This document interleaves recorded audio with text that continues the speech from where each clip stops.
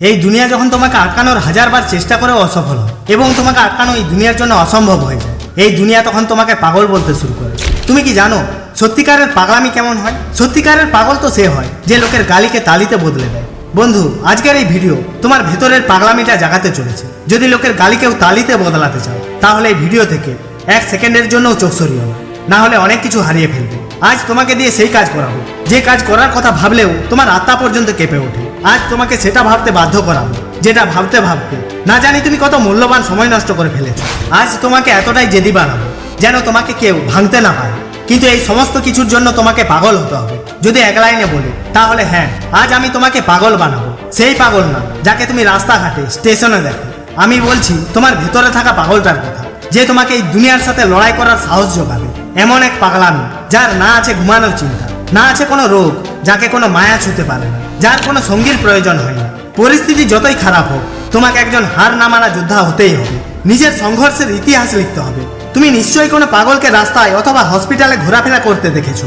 হয়তো তুমি ওই পাগলকে দেখে ভয় পেয়ে দূরে সরে গেছো। তার সাথে কিন্তু ইয়ার্কি আড্ডা বা মজা করার সাহস কেউ দেখায় না, কারণ সবাই জানে সে পাগল। তুমি তাকে পাগল বলো, বোকা বলো, গাধা বলো, তাতে তার কিছু আসে যায় না। ঠিক এইভাবে তুমি যখন সমস্ত কিছু ভুলে তোমার কাজ নিয়ে মেতে থাকো, তোমার কাজের প্রতি ভালোবাসা পাগলামিতে পরিণত হয়, তখন ধীরে ধীরে এই পাগলামি তোমার সফলতার রাস্তা তৈরি করতে থাকে।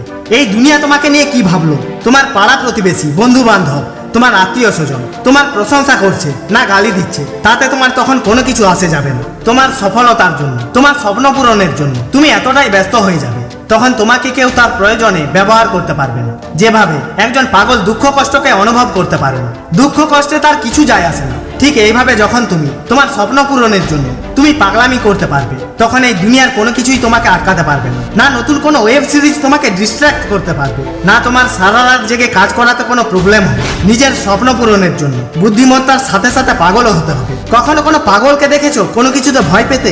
এই পাগলামি তোমাকে সাহস যোগাবে। প্রয়োজনে তোমার স্বপ্ন পূরণের জন্য পুরো দুনিয়ার বিরুদ্ধেও যেতে পারে, কারণ স্বপ্নটা তোমার। বন্ধু, আমি জানতে চাই আমাদের পাগলামি কি শুধুমাত্র ভালোবাসার মানুষটিকেই পাওয়ার জন্য অথবা উল্টোপাল্টা কাজ করার জন্য? না, একদমই না। আমরা যে সমস্ত ইন্টেলিজেন্ট লোকের কাহিনী শুনে অনুপ্রাণিত হই, আসলে তারা ইন্টেলিজেন্টের থেকেও বেশি পাগল।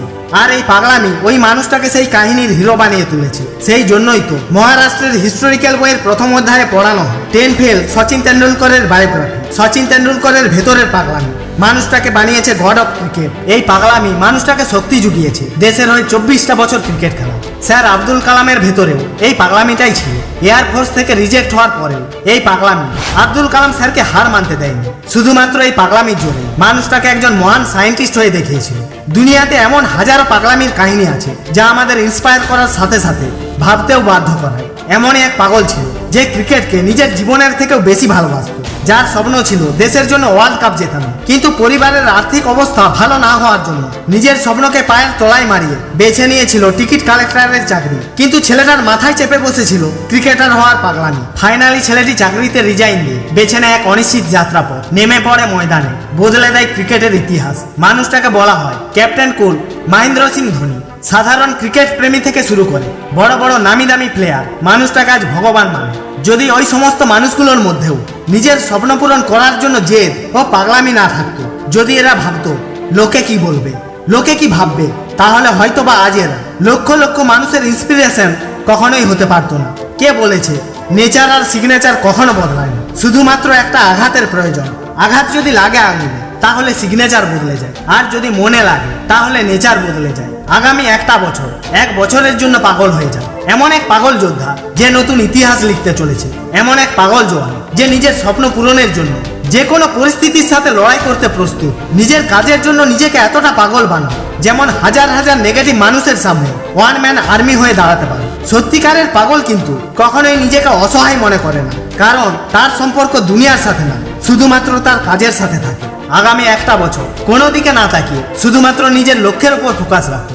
আগামী 1 বছরের জন্য আত্মীয় স্বজন, প্রেমিক প্রেমিকা, বন্ধু বান্ধব, বিয়ে, উৎসব, অনুষ্ঠান সবকিছু ভুলে যাও। কে কি বললো কে কি ভাবলো, কে তোমাকে ছেড়ে চলে গেল, সমস্ত কিছু মাথা থেকে ছুঁড়ে ফেলে দাও। শুধুমাত্র একটা বছরের জন্য নিজের ভবিষ্যতের জন্য পাগল হয়ে যাও। হতেই পারে তোমার 1 বছরের পাগলামি আগামী 100 বছর বদলে দেবে। হতেই পারে তোমার 1 বছরের পাগলের মতো পরিশ্রম, মেহনত তোমাকে এতটাই সফল বানিয়ে দেবে, যারা তোমাকে আজ গালি দিচ্ছে তারাই তোমার জন্য তালি বাজাতে বাধ্য হবে। হতেই পারে তোমার এই 1 বছরের পাগলামি তোমাকে এতটাই সফল বানাবে, যেটা অন্য সবার সারা জীবনের স্বপ্ন। ভিডিও ভালো লাগলে লাইক, শেয়ার, কমেন্ট এবং সাবস্ক্রাইব করে বেল আইকনটি অল করে দাও। জয় হিন্দ, বন্দে মাতরম।